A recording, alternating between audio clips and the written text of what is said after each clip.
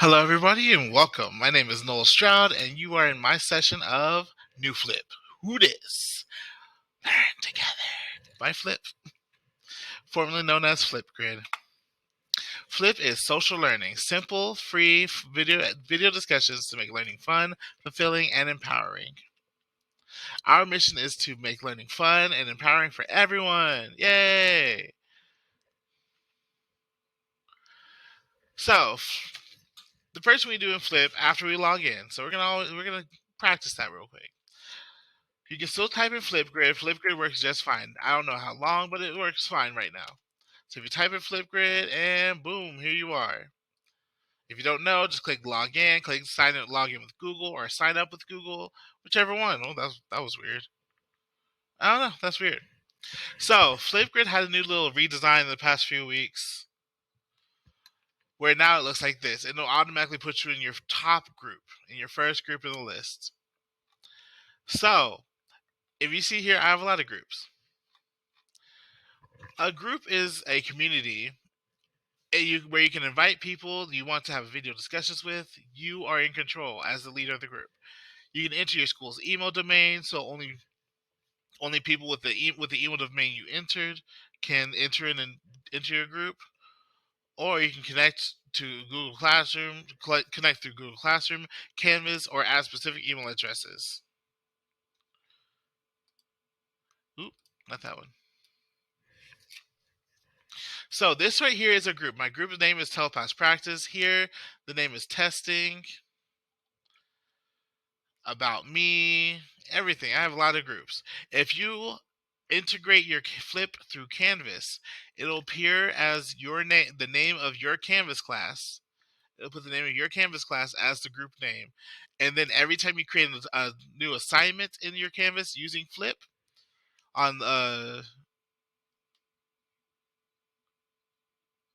just if you create a new assignment, it'll open up as a new topic. And then when the students make the topic, when the students make the assignment, or make a video to the topic, it'll go straight here into their topic. And you can see it on your Canvas class, or you can see it on Flip, whichever one, it doesn't matter. So first things first, we're going to create a group. So if we click here to create a group, we can join a group. So if someone already made a group and they give you a code, you can join a group, or you can just create a group. So we have plenty of different topics. If you want to use this for your friends and family, you can use it for that. But we're going to use Classroom. So now I teach middle school and high school. I'm just going to choose middle school for this one. So I'm going to click middle school and click next. Group name. I'm going to make a group name which is testing. 1, 2, 3. And I'm going to choose a design. I really like the color purple and black, and I like whatever's going on here. So click that and click create. And when you create a group, it's going to automatically make 3 topics for you. A weekly check-in, and if you click weekly check-in, it'll give you a description of what it does or what they want you to do. General and introductions. So if you want your students to introduce themselves, you can do that. Here is where you can see all the members of your group. And if you want to add more members to your group, click this button here that says share, and you can copy the link. You can copy the link and you can forward it to in your email, or put it on a presentation or whatever. Or you can use a QR code if you want to use their Apple devices or a Chromebook or whatever a QR code reader. You can have them do that. You can download it easily, or just right click it and just copy image. Anyone with a link, so anyone that has your link can join, or you can approve of people. So when they click join, they'll come up with approve or deny, and you just approve or deny them. You have more invite options. You can use Google Classroom, or you can invite by email by typing the email addresses, or you can add usernames. I've never done usernames before, but I would stick with email addresses, or yeah, that's it. As you see, it says I'm the lead, so I can edit the group. I can do a lot of stuff with the group, and yeah, so that's how you make a group. And so you can make a group based off of your content course. So if you teach math, make a group based off of math, and each topic be a different unit or a different whatever you're going over that week. Or you can make it make each group a unit. So one group is unit 1, another group is unit 2, and you want them to make videos from each unit so it's easier to navigate, whichever one you want.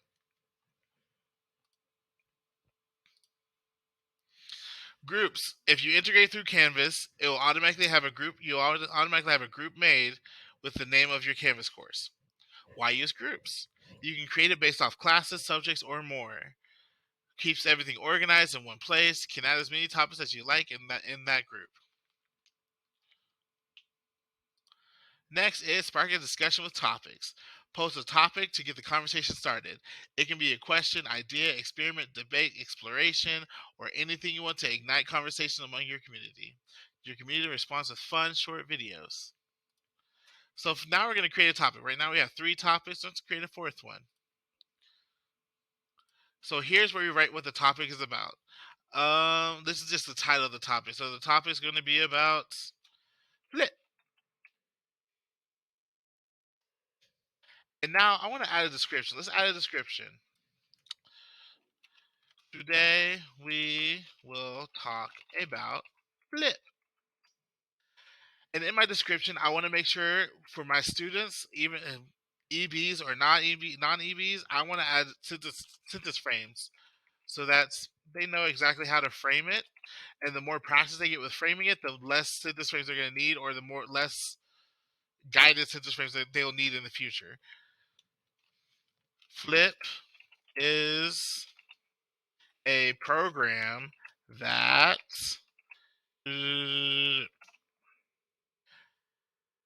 now, I always try to add an image to make it more dynamic, or a video of me explaining the directions as well.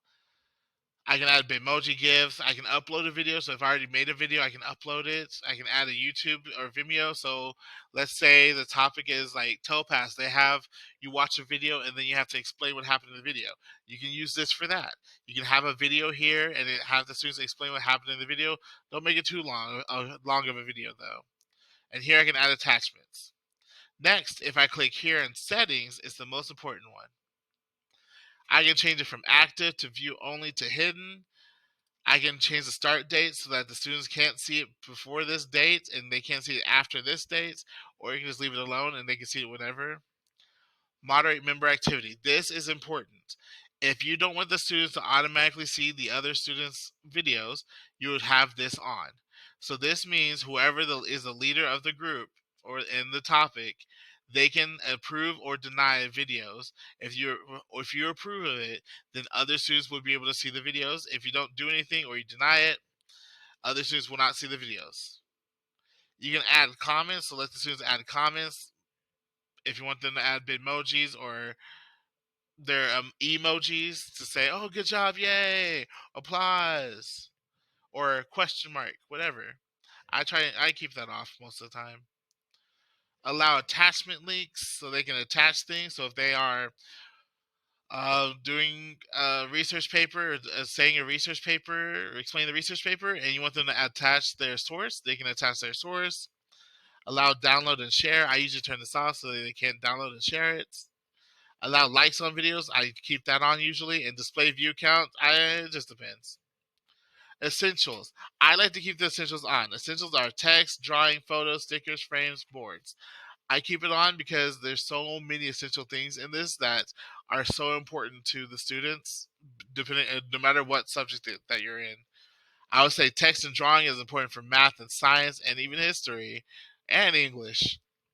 Photos, stickers, frames, they're all very important. Expressions, lenses, filters, GIFs, backdrops, and these are okay. I mean, they're just extra stuff which makes it more customizable for the student, which makes it for more fun and engaging.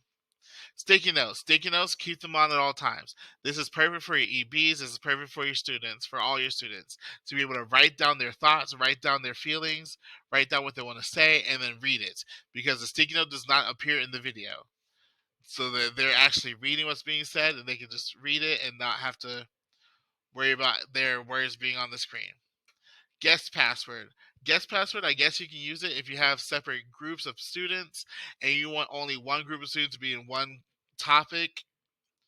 So if you have 5 different separate topics and you have 5 different groups in your classroom, you can give each group a different password that they can log into the group with. They're log into the topic with. You don't have to worry about other group members getting into the topic that they're not supposed to get into. So when you're ready, you just click create topic. Now, when you change any of these, let's do likes on videos. When you change any of these settings outside of the norm, it'll ask you if you want to save changes to your default settings. That means basically you can make it your default. So every video, every topic you create after this point will automatically have the exact same settings you see here. So my moderate is on, my likes and download and shares off. Just click that and click create topic. I'm going to keep that on. And there you go. So now we have my description. We have my sentence frame. If I made a video, my video would be here of me explaining, or my picture, whatever. And now you can add a topic, add a response by clicking this pink button here or clicking it here, clicking this link here, which pops up here. Actually, let's click it. Let's see if it works. I was having difficulty before. This is my third time making this video. Oh, yeah, it works. And boom, this is what it looks like. So right now I have a minute 30. If I go to settings, I can change the minute 30 to at least 10 minutes or even just 30 seconds. 30 seconds to 10 minutes. That's about the amount of time we can use. I don't see why anybody would use 10 minutes. That's a long time unless you're doing a theater skit. So we have 2 buttons here. We have lenses and we have backdrops. Backdrop basically just changes your backdrop. If you wanted to do a flip room, you can do that, and the student's picture would look right there. If you want to do comic book, my favorite thing to do is a classroom. Here it is, classroom. And if you want them to make it bigger or smaller, just have them click and move the little dot, and they're making themselves smaller, smaller. So they don't have to be all up on the screen. As you see, there's a lot of backdrops here. There's a lot of backdrops. Oh, that's cool. Lenses. Yes, let's use it. If you see lenses, this is what lenses do. Oh, that's a little slow. It's basically kind of like a filter when you Snapchat or TikTok. It makes a little filter for you. Oh, I like the news one. That's cool. But as you see, it also got rid of my backdrop.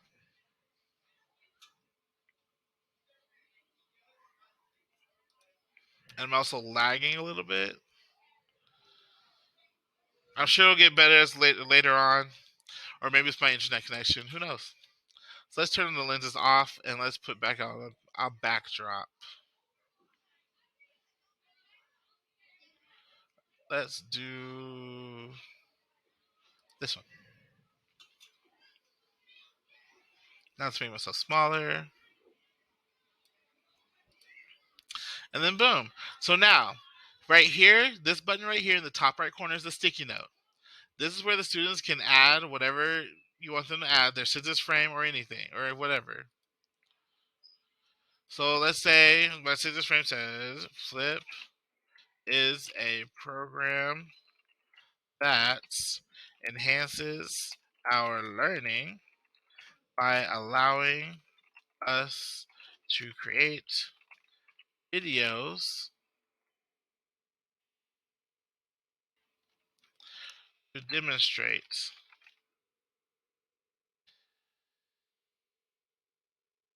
the topic provided. So this sticky note, the only person that can see the sticky note is me. No matter where I move it, only I will see it. It's not getting recorded anywhere, unless they record their screen, and so it's not being recorded anywhere. So next we have text. Text puts text actually on the screen. Noel Stroud. That's not how you spell my name. That's text. You can change the font color, or you can change the font. You can change the color of the font. So if I want to do blue instead, I can put blue or white. I can change the color of the outline of the words. I can do this color, and I can change the background of the thing too. And you can move it wherever. And if you want to edit it again, just click it. You can edit it. Draw. Draw is important, especially for math. These students have touchscreen computers. Most of them do. If they don't, it's probably because it doesn't work. I don't have one right now, so you're just watching me do this with the mouse and not zoomed in. So the students can actually demonstrate their learning in math, science, social studies, all of them by using draw. They can draw numbers, letters, whatever they want. They can write, they can text, they can do whatever they want. Next up is stickers. Stickers is just another way to customize it. If you want to customize it, they can search. Let's search for panda. And just add it in. They can customize their presentation to make it more friendly for them, or add different, yeah, go get it, kind of motivational things. You can add GIFs. You can add a filter. I love filters. So if they want to do black and white, be dramatic, or Lego, or pixelated. A lot of filters only work on the person, but some filters do work on the whole environment. Minus the stickers. Minus the stickers and the text. Next, we have board. A board is important because this is great for math. If you want them to do a graph, you have to do a graph.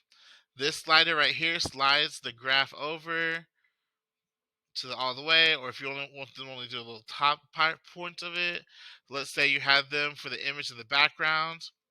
Let's go back to backgrounds. If you had them upload an image from their computer, so and the computer has a word problem on it, you can have them have the word problem on this part of the screen and have them solve it on the other part of the screen, whichever one you want. But there's plenty of boards out there, graphing paper, lined paper, stars, whatever you want.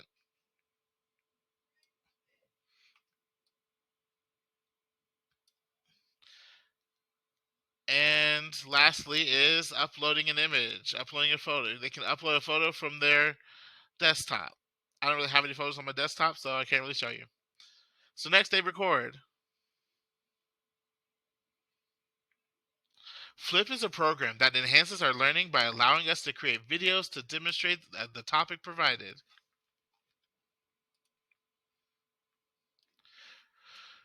So best practices is always to have the kids use sticky notes or something to write down their thoughts first before they record. Because Telepass is coming up. Telepass, you only have 2 attempts to make the video, make their audio recording. So it's best if you're able to do it in a way that leads to the maximum amount of success. So as you saw there, I stutter a lot, but in the video that I just made, I didn't stutter at all because I was just reading exactly what I wrote.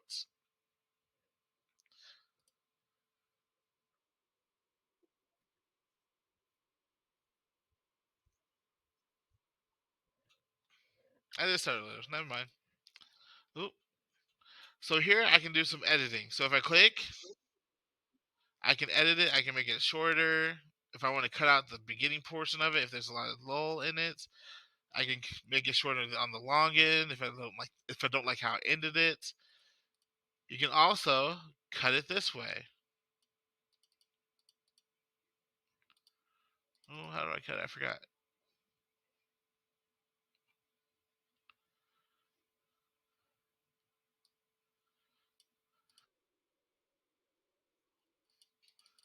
You can delete it and start over again.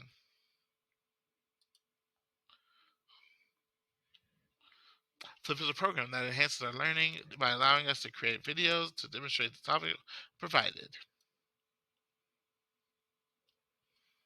And they can also do audio only if they don't want to do a video. But I suggest always doing the video, and they don't have to put themselves on it.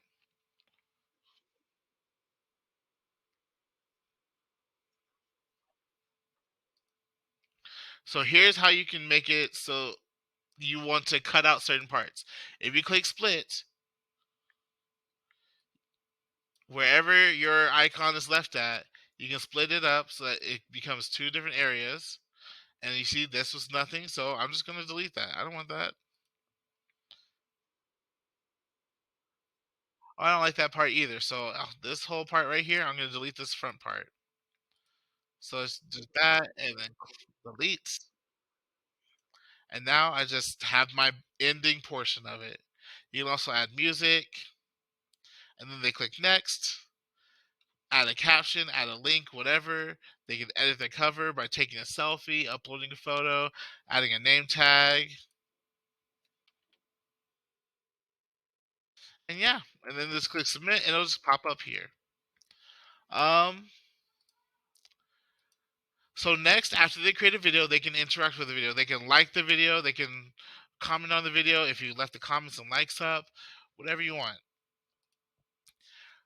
So I'll make this bigger and you can pause to read. But these are all the things you can use Flip for in your classes based off of grade level or whatever. And just know you can use it for many different things. So those just don't pay attention to the grade level portion. Start your community. It only takes minutes to get started and spark meaningful discussions and inspire your learners to share their voice and their creativity. Create a free account at flip.com. Find inspiration. Discovery is home to thousands of enriching and engaging prompts, and created by discussion prompts created by fellow educators and partners, all for your inspiration, all to inspire your learning. So discovery is right here. If you click your little icon here, you go down and click discovery, and it gives you some things here. But let's go search. If I want Telpass, I'm going to do Telpass topics. And here you can see how many people have used it, how long everything is inside of it, if it's professional or not, what the subject is, who made it, and what the topic title is. I always sort by use because I mean, if more people use that means it must be good. So I click use and there you go, telepath practice number 1. I click here. I can see it's by her. A lot of people right now they have a month and a week amount of students or videos in it. So a month of videos, the time equals a month. So it shows you what she did. It shows you the name and what the description is in the video. You can add the topic. You can share the topic. And so if you add the topic, you can add it. You can add it to your groups. Select a group. So any of your groups here, if you don't see your group that you just made, save for later. And you can you can make a new collection. So I can put in my Telpass collection and done. So it's saved to one collection. And so you can find whatever you want. You can find more, anything you want. Go back to Discovery. Now, I saved it to my collection. Where's collection? On the first page of Discovery, click My Library, click your collection, and there it is. There's my collection. And now just add it into a new group. Add it to my group. Testing, testing, 1, 2, 3. Save the group. And now, in my group, I have it right here. There's my group. I can edit it. Edit the topic, add a sentence frame, add some sentence frame, do this, add a video, whatever you want. Next, answer to all your questions. Explore Help Center to reach our support team at any time at help.flip.com. So let's go there, help.flip.com.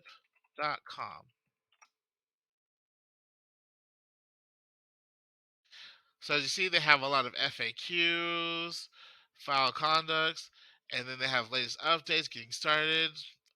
A lot of things here to help you out, give you some supports, how to join groups, create groups, integrations, how to integrate it into Canvas is right here. Troubleshooting videos, ideas, best practices, ideas for mathematics. So if you need ideas, you can click here and it'll give you ideas of what you can do for those students and those grade levels. So if I click these 6th to 8th math, it'll give you ideas of what you can do, how to do it with GISD standards, which is technological standards.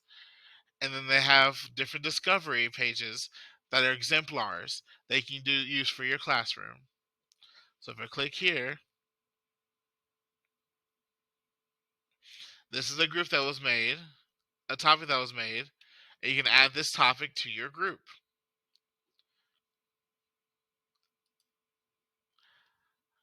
And then you can ask for even more. You can talk to these people. I can't read their names, it's a little small. For a live professional development session. You can do Flip for All on Twitter to access a PLN. And you can become a level 1 Flip educator, Flip certified educator. You have science, you have all these other ones, ideas and best practices. Learn to use Flip AR. That was great. Oop, I didn't mean to do two. And Grid Pals. So let's show you Grid Pals real quick and then we'll do Flip AR. So Grid Pals is under here, the same thing. You can go to Grid Pals. Grid Pals is a way that you can have your students access other students across the state, country, or world. So you can have educators that are connected with you, or you can be hidden. And here you can see that the country of Jordan is looking for people to talk to. You have Italy, United States, Algeria, Oman, Morocco. You have all these different countries and states and everything looking for someone else to talk to. Just remember the time difference does matter. So you see all these different little dots. That's every single person that's looking for a grid pal to talk to. If you click one, you can see that the person that did it, the person that wants it, and then they have their Instagram here. You can talk to them there. Yeah, grid pals are great. My students loved it. And then Flip AR.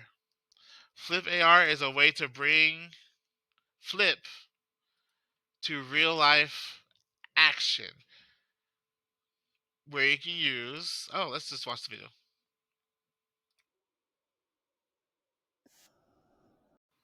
He's going to show us how to use it. Sorry, I can't get the sound on here, so I'm just going to have to do a voiceover. Yay! So basically, he created a topic, and his topic, you see how great it is. You see what they're doing here. If you add if you take the QR code, print response QR codes on your topic, all these QR codes can be made into Flip AR. So in Flip AR, basically you add the Flipgrid app into your phone and you hover over the QR code and it pops up no matter where you are. So for example, if you want to do a scavenger hunt or you want to do a quiz, uh, a quiz where they pass the notes around, you can have the students download Flip AR onto their phones, onto iPads, and then you can have them just scan the QR code and they'll have a flip video just pop up.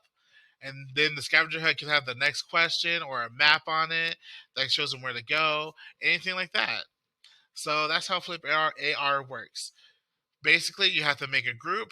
You make a whole bunch of topics. You can print QR codes, and all those QR codes turn into Flip AR, where the students can see, where anybody can see them in action, no matter where they are, instead of having to go on the Flipgrid app using the Flip AR app, using Flip app. So as you see, that's how you can use Flip AR, Flipgrid AR, or Flip AR actually. So Flip AR, basically, you can bring things to life. You can use this for a scavenger hunt. If you're going to put a scavenger hunt around the school, have the students take iPads or their phones around with the Flip app on their phone, and they can open it, and you can have a video of you giving out clues or them looking at a photo of a map that tells them exactly where to go. Anything like that. That's some great best practices over there. So we talked about grid pals, we talked about discovery, we talked about how to make a how to make a flip video. We talked about a lot of things. Oh, we already did that. So, ending on this note, we're empowering every voice. That's Flip's motto. We're empowering every voice. Flip for all, type in the hashtag. You can see how other educators are using this and create a PLA with other educators across the district or across the state, across the world. Honestly, we're in education. Just take some ideas, borrow some ideas, and put your own out there. If you love what you did, the students love what you did, add it on this hashtag. Let other people see what you're doing. Boast about it, so other people might be able to get ideas from your stuff. So yeah, my name is Noel Stroud. My email is ncstroud@garlandIC.net. If you have any questions, just let me know. Have a great day. Bye.